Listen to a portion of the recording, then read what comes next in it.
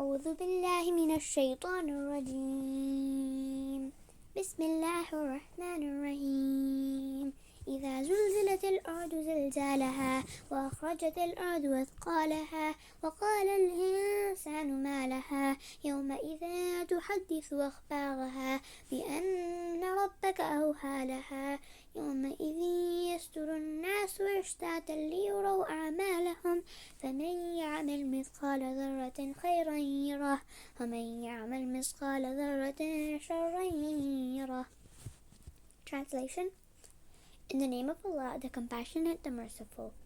When the earth will be shaken to its utmost convulsion, and the earth shall bring out all its inner burdens, man shall say, What is happening to it? On that day it shall report whatever had happened to it, for your Rabb that had commanded it to do so. On that day men shall proceed in sorted out groups to be shown their book of deeds.